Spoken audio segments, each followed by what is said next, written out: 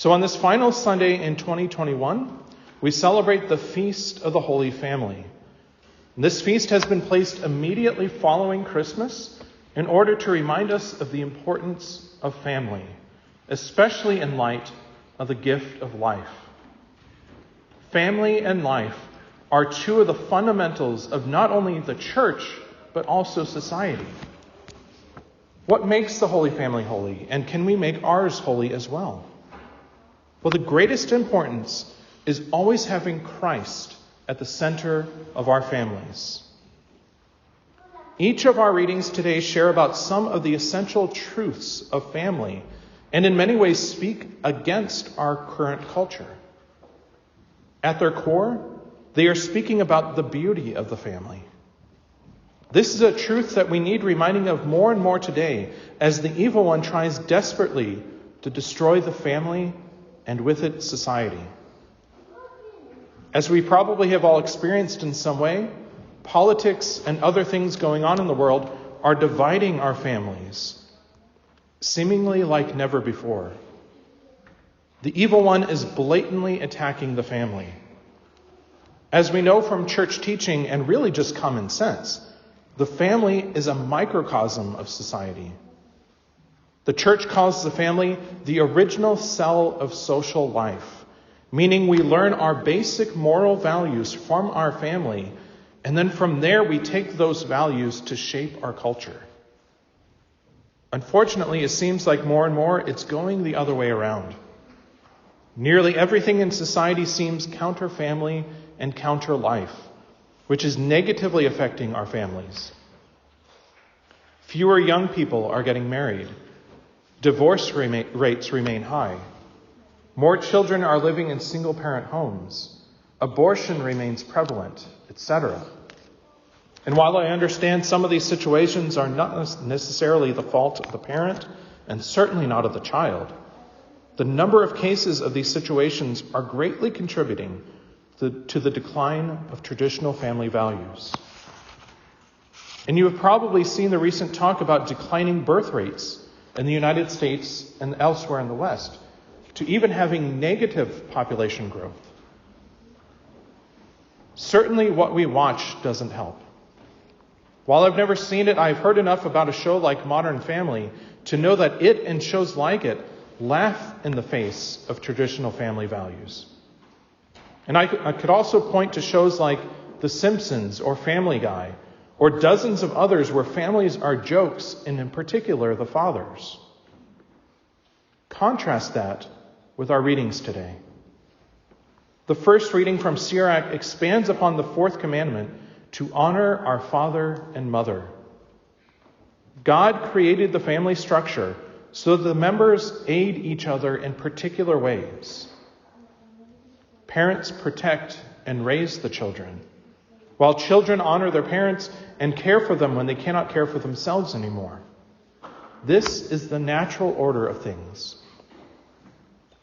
When considering the Holy Family, we often understandably focus on Mary and Jesus, but there is the silent third member of Joseph. Let us think about how he is depicted in the Gospels as the example of fathers. We hear about the total selfless love of Joseph. Now this is a man that all men should emulate. Silently but strongly, he does everything necessary to care for and protect his family. He leads by example, and he leads by love. This is the head of a household.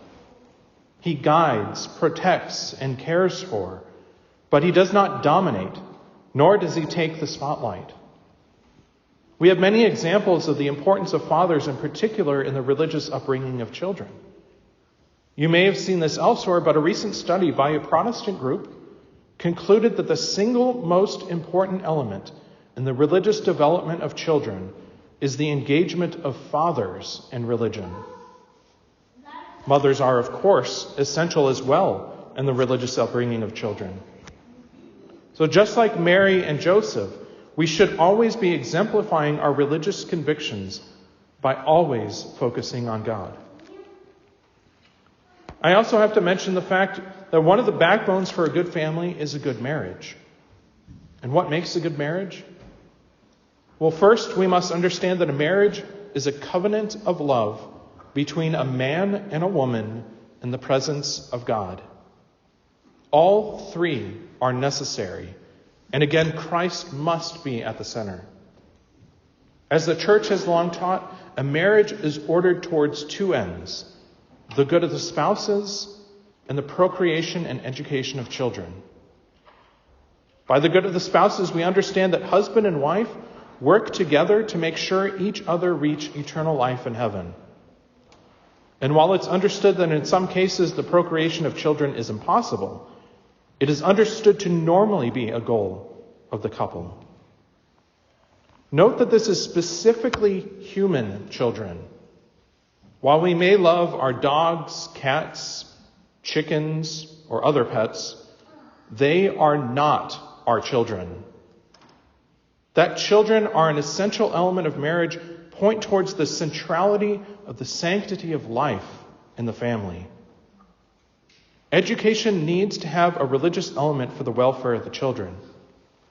A recent non-religious study showed that prayer and religious practice in the home helps to combat childhood depression, substance abuse, and risky behavior while promoting happiness, selflessness, and forgiveness. Can we not all agree that this is what we want for our children? And what can we do on this feast of the Holy Family to promote the family in life? We can learn to follow the example of the Holy Family, to create our own holy families, to propagate the family values of the church and God with Christ at the center. We can best do this by being faithful to our commitment to the Mass. We can remember that parents make the promise to bring up their children in the Catholic faith when their children are baptized. And while religious education in the church is important, it must begin at home. We can support our children in their discernment of their vocation and thereby support both our priests and religious as well as our families. We can avoid supporting those things in our society which are anti-family and anti-life. We can spend time together during this Christmas season and not allow the government to tell us when and in what condition we can be together. We can each learn from the particular members of the Holy Family. Joseph loves unconditionally and protects. Mary embraces life and loves. Jesus honors his father and mother. We can help to build up the Christian family here on earth by going to Mass, praying at home, and generally living our lives in accordance with orthodox moral values. Having a miniature Holy Family at home is not impossible. No family is perfect, of course, and each has its own quirks or problems. It takes work, but it helps to support the dignity of each member, and it allows each person to experience and partake in the love of God. Is this not what we want for our families?